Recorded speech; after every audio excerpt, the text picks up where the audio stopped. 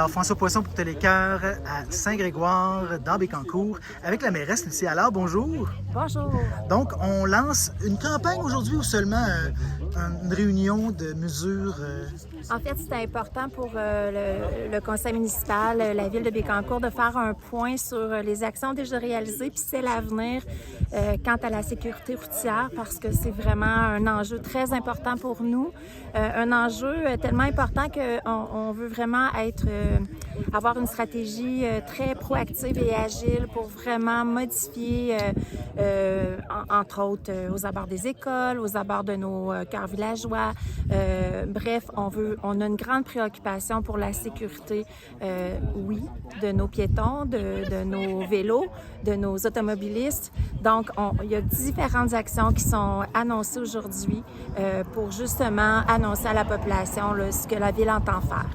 Alors, vous mentionnez les transports actifs, c'est donc l'aspect durable parce qu'on fait un parallèle avec le développement durable. C'est surtout ça, là, le fait de favoriser les transports actifs. Oui. C'est sûr qu'on a une vision très long terme. On souhaite vraiment que notre réseau cyclable puisse se développer pour relier l'ensemble de nos 6 secteurs. On souhaite avoir vraiment un réseau sécuritaire. Donc, en vue de tout ça, bien, les diverses actions qui sont annoncées, bien, elles sont vraiment, vraiment planifiées pour qu'on puisse atteindre cet objectif. Il y a sûrement des diminutions de limites de vitesse de prévues. Déjà à Saint-Angèle, entre autres, dans le secteur, on en connaît. On est passé de secteurs de 70 à 50 sur une assez bonne distance. On sait que dans la grande ville voisine de Trois-Rivières, il y a eu toute une polémique autour de ça, les réductions de vitesse, de limites de vitesse. À quoi les gens peuvent s'attendre par rapport à ça? Bien, la réduction de vitesse fait partie des ensembles de moyens justement pour accroître la sécurité, mais ce n'est pas que le seul moyen. Quelquefois, oui, ça peut être le moyen le plus approprié sur une rue ou dans certains secteurs, mais ça peut être accompagné aussi de d'autres actions, comme le fait également de rétrécir une rue pour que les automobilistes se sentent un petit peu moins confortables de rouler. Donc, ça rappelle vraiment aux usagers de la route de vraiment ralentir, de faire attention, qu'on n'est pas dans une zone de grande vitesse, au contraire. Donc, oui, la réduction de vitesse, ça peut être un moyen, mais ce n'est pas que le seul. D'accord. Bien, merci beaucoup, Lucie Allard, et une bonne fin de journée à vous. Merci à vous.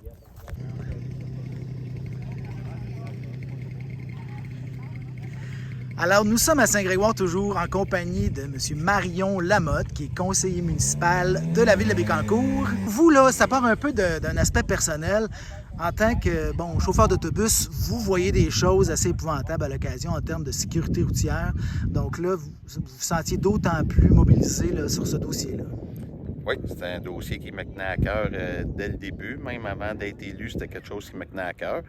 Puis depuis que je suis élu, j'ai la chance de pouvoir y participer, à prendre des actions pour que ça soit plus sécuritaire en équipe avec les employés de la ville et le comité de mobilité durable. Là, on va parler des différentes stratégies utilisées. Là, vous êtes à côté d'un bollard. Bollard flexible. Alors, bollard flexible. Parlez-nous de ça. Un bollard flexible, ça va être mis... sert à rétrécir les rues qui sont trop larges.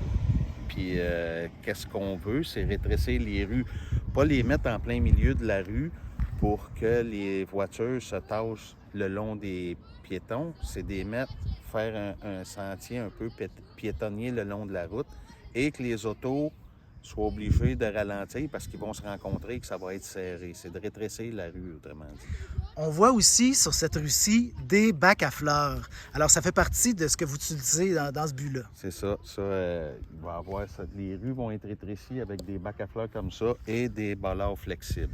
Et il y a d'autres sortes aussi de bollards. En fait, on les appelle peut-être pas des bollards, là. Des PED zones. PED zone. C'est ça, avec la photo des enfants. C'est des enfants de la ville de Bécancour qui ont été pris et collés sur les PED zones. Alors, on a Élie et Elliot, entre autres, là, qui sont sur la pancarte ici là, de la campagne de sécurité routière. Il va en avoir sur des PED zones qui vont être à l'entrée des domaines résidentiels et domiciliaires pour faire ralentir le trafic. Des fois, quelqu'un vers un coin de rue vite, mais là, ceux-là sont pas flexibles, les perte zones sont fixes. Fait que s'il ne fait pas attention, ça va faire plus de dommages à la voiture un peu.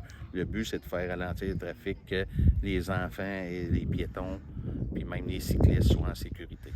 On parle de combien d'endroits environ? Bien, pas mal.